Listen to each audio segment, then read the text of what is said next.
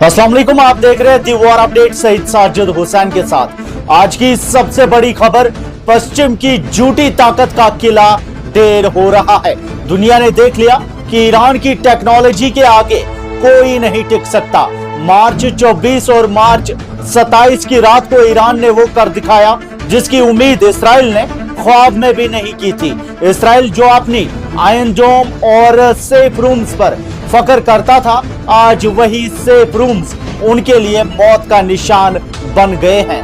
Iran के ballistic missile से निकले एक क्लस्टर म्यूनिशन ने सेंट्रल इसराइल के पेटा टिकवा में एक ऐसे कमरे को डायरेक्ट हिट किया जिसे बॉम्ब प्रूफ कहा जाता था। इसराइली फौज के होश उड़ गए हैं। उनकी होम फ्रंट कमांड की इन्वेस्टिगेशन ने तस्दीक की है कि ये पहली बार है कि किसी क्लस्टर बॉम्ब ने उनके महफूज कमरे की दीवार को चीर दिया हो। इसराइली एयरफोर्स के एविएशन चीफ ने माना कि इंपैक्ट इतना जोरदार था कि दीवार फट गई।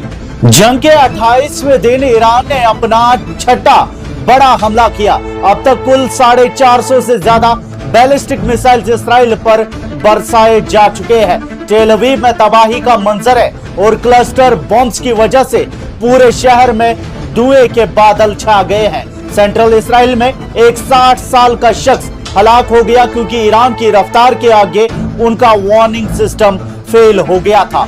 हर तरफ क्रैटर्स हैं और एमडीए मेडिक शाई बेका ने बताया कि जहां मिसाइल गिरा वहां जमीन फट गई।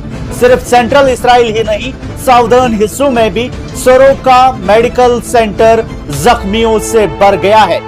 बीरशेवा और नहारिया में सायरन्स की चीखें सुनी जा सकती हैं। इसराइल के 6 बड़े शहरों में इमारतें मिट्टी का ढेर बन चुकी है। ईरान के फॉरेन मिनिस्टर अब्बास अरागची ने साफ कह दिया कि इसराइल की हर गलती की भारी कीमत वसूल की जाएगी। ये हमले तब हुए जब इसराइल ने ईरान के न्यूक्लियर साइट्स और स्कूलों को निशाना बनाया। ईरान ने दिखा दिया कि अगर उनके शजरात अल तैयबा एलिमेंट्री स्कूल पर आंच आई तो इसराइल का कोई भी कोना महफूज नहीं रहेगा। याद रखिए, ताकत सिर्फ कंक्रीट की दीवारों में नहीं, इरादों में होती है और ईरान के इरादे फिलहाल फौलादी लग रहे हैं।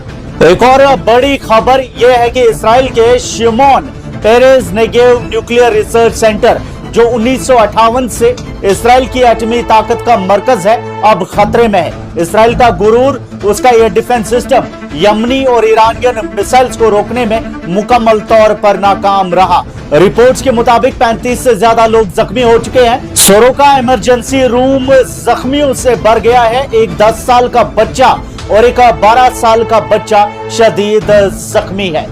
सीसीटीवी कैमरास ने वो मंजर कैद कर लिया है जब मिसाइल सीधा डिमोना के करीब गिरा। पूरा इसराइल थरा उठा। सायरन्स की गूंज ने लोगों को शेल्टर में छुपने पर मजबूर कर दिया।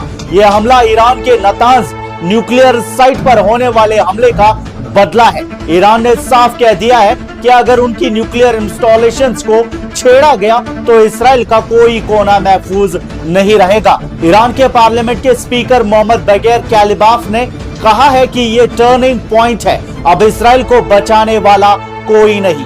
यमनी स्पोक्सपर्सन याह्या सरी ने खुला ऐलान किया है कि अमेरिका और इसराइल फौरन ईरान और एक्सिस ऑफ रेजिस्टेंस पर हमले बंद करें, यमन का इक्तिसादी मासरा खत्म किया जाए और गाजा एग्रीमेंट पर फौरन अमल दरामद हो। अगर कोई भी मुल्क अमेरिका या इसराइल का साथ देगा तो यमन की मुसल्लह अफवाज रेड सी में उनका कब्रिस्तान बना देंगी। वक्त बदल चुका है। वो इसराइल जो खुद को नाकाबिले तशकीर समझता था, आज उसके न्यूक्लियर साइट्स के बाहर धमाके हो रहे हैं। क्या ये तीसरी बड़ी आलमी जंग का आगाज है या फिर इसराइल की तबाही का नया बाब? आपकी क्या राय है? कमेंट्स में हमें जरूर बताएं। फिलहाल के लिए इतना ही, शुक्रिया।